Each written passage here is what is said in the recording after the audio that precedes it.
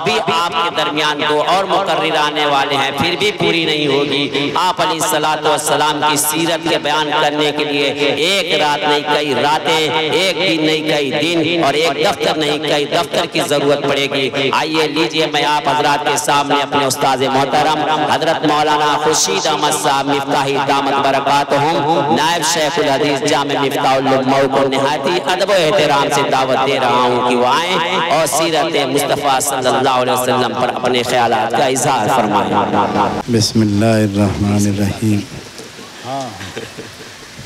الحمدللہ رب العالمین، والصلاة والسلام علی سید الانبیاء والمرسلین محمد وآلہ واصحابہ اجمعین، اما بعد، اعوذ باللہ من الشیطان الرجیم، بسم اللہ الرحمن الرحیم، انک لعلی خلق عظیم۔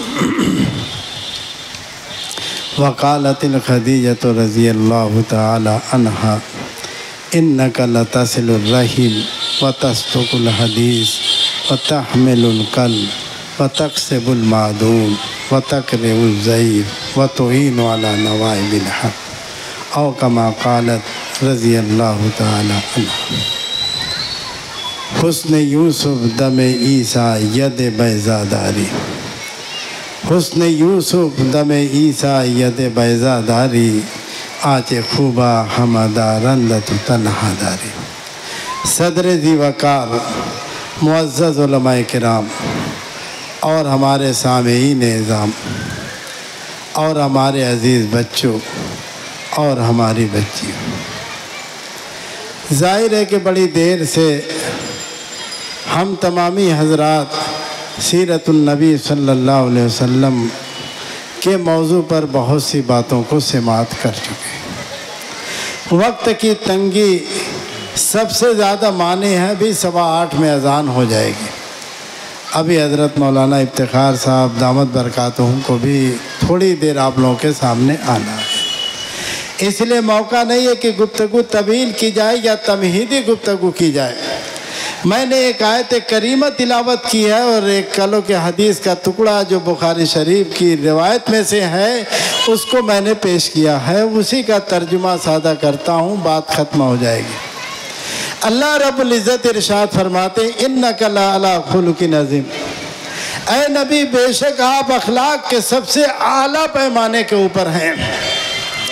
پوری دنیا کے اندر آپ سے اعلیٰ عرفہ اخلاق نہ کسی کا ہوا ہے اور نہ ہو سکتا ہے۔ ایک چھوٹی سی مثال حدیث کی کتابوں میں آتی ہے کہ اللہ کے رسول صلی اللہ علیہ وسلم کہیں سے سفر سے واپس آ رہے تھے، دوپہریے کا وقت تھا۔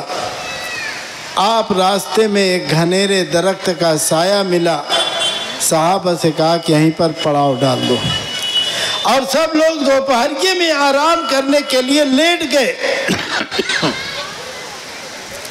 اللہ کے رسول صلی اللہ علیہ وسلم بھی ایک درخت کے نیچے لیٹ گئے۔ تلواریں ہمیشہ اس زمانے میں ساتھ ہوتی تھیں، آپ کے ساتھ بھی تھی۔ آپ نے اپنی تلوار کو درخت کی ایک شاخ سے لٹکا دیا اور سو گئے۔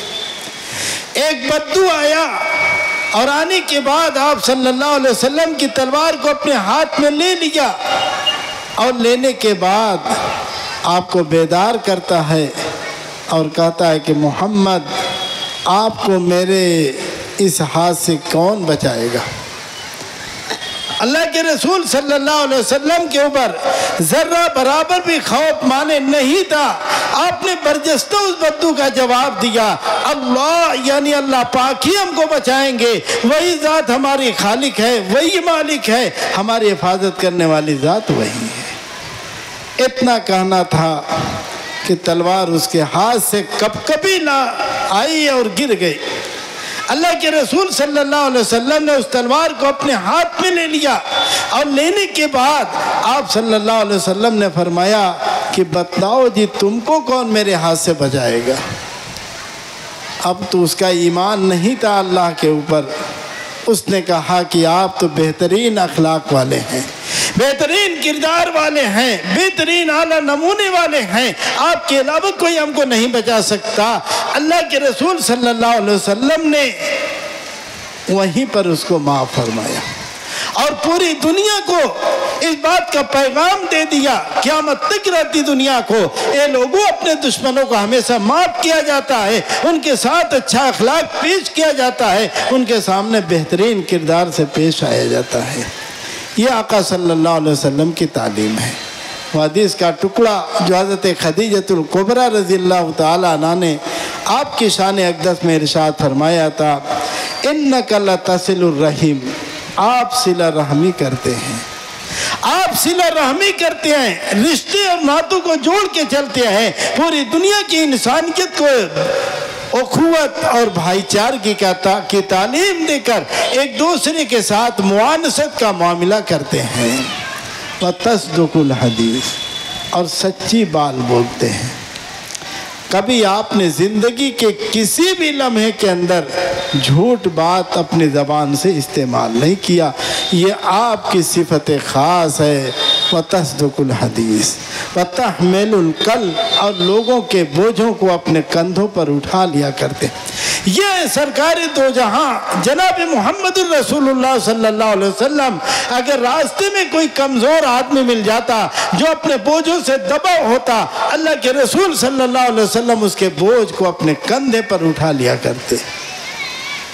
व तक्सिबुल मादूम, यतीमों, बेवाओं, लाचारों, मिस्कीनों, गरीबों, बच्चों, मुसाफिरों पर खर्चा करने के लिए जो भी आप कमाई करते हैं सब उन्हीं के ऊपर खर्चा कर दिया करते हैं।